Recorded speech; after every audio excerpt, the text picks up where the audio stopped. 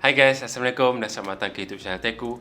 Alright, so sebenarnya aku jangkakan harga siri Xiaomi 11T ni untuk lebih tinggi sikit. Sebab yang pertama, aku tengok specs dia memang banyak big improvement. Dan yang kedua, aku tengok global launch hari tu harga memang jauh lebih tinggi. Tapi somehow Xiaomi Malaysia buat turunkan harga dia sampai 1699. Iaitu harga yang sama lah kalau nak bandingkan dengan harga permulaan Mi 10T tahun lepas. Sebab harga memang cun kan. Anyway, aku dah memakai Xiaomi 11T ni yang biasa, bukan yang Pro, selama 2 minggu lebih sikit. So, adakah berbala untuk korang angkut telefon ni? Jom kita tengok video ni.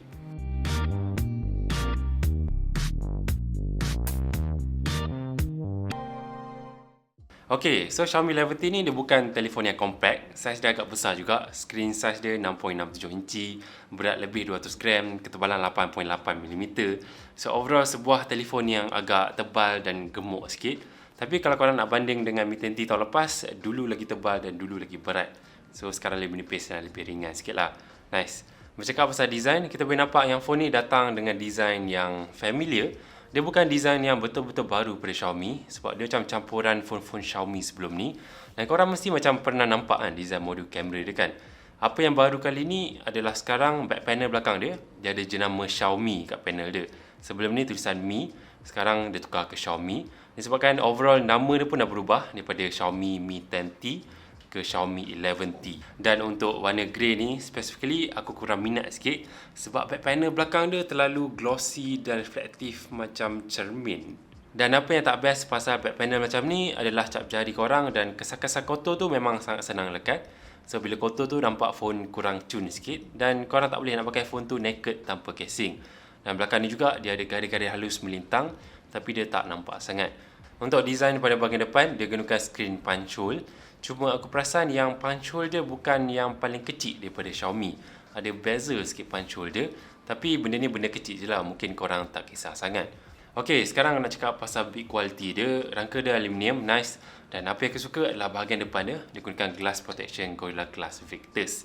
So memang solid, memang kuat. Glass protection yang paling kuat lah untuk phone Android. Corning cakap glass ni boleh tahan even kalau jatuh daripada 2 meter. Tapi aku tak try lah kan. Dan setakat ni aku guna memang nampak solid, nampak sturdy.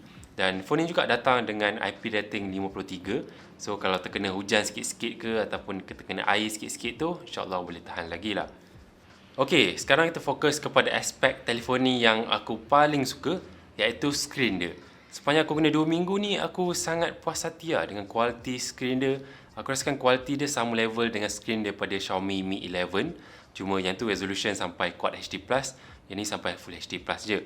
Dan screen phone ni adalah 10-bit display, jadi dia boleh hasilkan lebih daripada 1 bilion warna. Dan aku jamin lah memang sedap tengok. Kali akurasi pun baik, brightness pun cukup terang untuk penggunaan harian korang. Dan disebabkan telefon ni adalah telefon flagship, dia ada screen refresh rate yang tinggi, setinggi 120Hz. Tapi korang mesti fikir kalau Mi 10T sebelum ni 144Hz, sekarang 120Hz, adakah downgrade? Memang tak lah, sebab dulu gunakan screen LCD, sekarang gunakan screen AMOLED yang jauh lebih cun dan jauh lagi best. Screen phone ni juga dia support HDR10+ dan juga Widevine L1 untuk setting Netflix yang paling tinggi. Okay, selain daripada screen dia, aku puas hati juga dengan battery performance dia. Bateri 5000 mAh dan fast charging dia 67W. Aku tahu korang lebih tertarik dengan yang Pro version, fast charging sampai 120W. Tapi lepas aku pakai 2 minggu telefon ni, aku rasakan aku tak perlu fast charging yang sangat-sangat laju. Bagi aku 67W ni actually pun dah cukup laju, dah mencukupi untuk aku. Aku boleh charge phone ni bateri penuh daripada 0% ke 100%, ambil masa lebih kurang 40 minit. Lebih tepat lagi ini. Dan dengan bateri yang penuh, korang boleh guna sekitar 1 hari lebih ke 2 hari. Aku dapat screen on time sekitar 9 ke 10 jam. Tapi bergantung jugalah kepada apa yang korang guna. Dan sepanjang aku guna 2 minggu ni, pasal bateri memang aku tak ada komplain langsung. Apa yang aku ada komplain sikit adalah kamera dia. Bukan komplain lah, lebih kepada macam cepelek sikit. Kamera dia Xiaomi tekankan adalah number 1 feature untuk siri Xiaomi 11T ni. Tapi lepas aku pakai 2 minggu lebih ni, aku rasakan dia bukan number 1 feature disebabkan dua benda ni. Yang pertama, dia tiada OIS, tiada Optical Image Stabilization. Dan yang kedua, dia gunakan sensor yang lama, iaitu sensor HM2 yang banyak kali Xiaomi gunakan pada peranti-peranti dia sebelum ni. Termasuklah pada Redmi Note 10 Pro yang harga dia RM1000 pun gunakan sensor yang sama macam phone ni. Tapi obviously lah, walaupun sensor yang sama, Xiaomi letakkan lens yang berbeza. Jadi kalau kita tengok kualiti gambar yang dihasilkan oleh kamera 108 megapiksel dia, secara overall aku boleh cakap mempunyai details yang banyak dengan kawalan cahaya pun baik juga, cun. Cuma aku perasan kadang-kadang phone ni dia over processing. Sharpness dan color dia kadang-kadang extra punchy sikit. Mungkin ada yang suka, tapi untuk aku lebih prefer yang lebih natural sikit. Dan untuk gambar dari kamera ultra lebar dia pula, yang aku suka adalah warna dia masih kekal sama lah kalau kena bandingkan dengan warna kamera utama dia.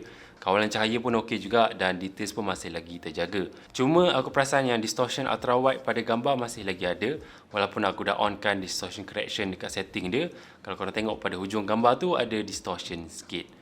Okey, untuk kamera yang ketiga iaitu kamera makro 5 megapiksel. Surprisingly aku suka pada kamera makro dia. Selalunya manufacturer akan just baling je kamera makro pada phone untuk nampakkan lebih banyak, tapi dia macam kurang sikit kualiti dia. Tapi yang ada pada telefon ni memang solid lah. Memang macam legit kamera makro. Hasil dia korang boleh nampak memang cantik, color pekat, details pun terjaga. Overall aku puas hati lah dengan kamera makro dia. Boleh kata antara yang paling cantik lah aku pernah guna setakat ni. Okey, beralih ke bahagian depan. Phone ni ada satu kamera selfie 16 megapiksel. Kamera selfie dia aku rasakan biasa je, kurang padu sikit lah sebab warna dia macam kurang punchy sikit.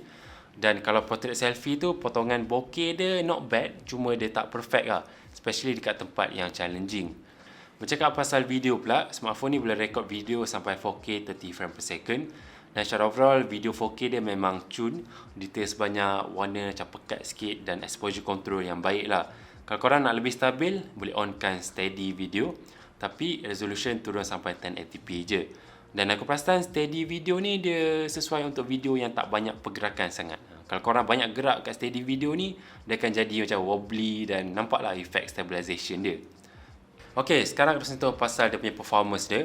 Smartphone ni gunakan chipset MediaTek Dimensity 1200 Ultra.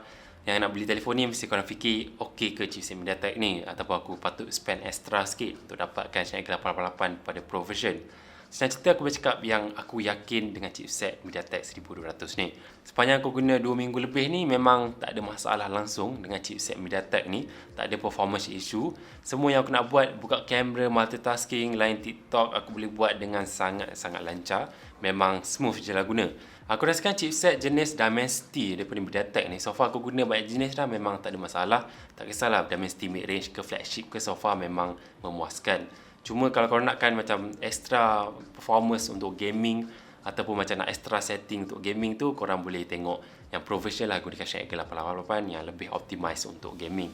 Tapi still aku boleh main game PUBG 90Hz kat smartphone ni memang sedap dan tak ada masalah. Dan aku main beberapa jam dengan smartphone ni, suhu masih lagi terkawal dan dia tak overheating. Dan seperti biasa ada game turbo yang akan optimizekan lagi performance gaming korang. RAM telefon ni 8GB dan bagi aku mencukupi lah untuk pengguna harian dan juga multitasking. Dan punya storan dia sampai 256GB. Dan kalau korang nakkan yang besar, just ambil variant yang besar sebab korang tak boleh nak tambah storage gunakan card microSD. Tak boleh. Ok, sekarang aku nak cakap pasal dia punya stereo speaker. Dia guna stereo speaker atas bawah dan support Dolby Atmos. Dan sepanjang aku guna, aku rasakan bunyi yang sedap lah, agak sedap. Dan dengan Dolby Atmos tu, bunyi audio dia lebih clarity lebih baik dan juga rasa lebih mendalam sikit lah, ada depth sikit dalam audio dia. Sebab aku dah try banding dengan OnePlus Note 2 yang tiada Dolby Atmos, bunyi phone tu rasa lebih flat je. Dan seperti phone Xiaomi yang lain, phone ni juga datang dengan software MIUI 12.5 atas Android 11. Juga support ciri always on display yang korang boleh customize lah design-design dia. Phone ni juga support 5G, NFC, Wi-Fi 6, Bluetooth 5.2 dan juga ada fingerprint dekat belah kanan ni, atas power button ni, yang bagi aku sangat laju lah, nampak. Cuma aku pelik sikit, walaupun dia dah beralih ke AMOLED, dia tak gunakan sensor fingerprint under display. So dia sedikit mengecewakan lah bagi aku. Anyway, Xiaomi 11T ni aku boleh cakapkan sebuah telefon yang kalau compare dengan generasi yang sebelum ni memang banyak upgrade yang best-best dia, especially perubahan daripada LCD ke AMOLED yang aku sangat appreciate lah. Memang cun dia punya screen dia, aku sangat suka yang ni. Alright, so itu sahaja video untuk kali ini. Dengan harga 1699 bagi aku cukup berbaloi sebagai sebuah telefon flagship berpatutan yang solid lah. Okay, so itu saja. Jumpa lagi pada video akan datang. Like video yang korang suka, komen sikit pendapat korang, subscribe to channel Teku.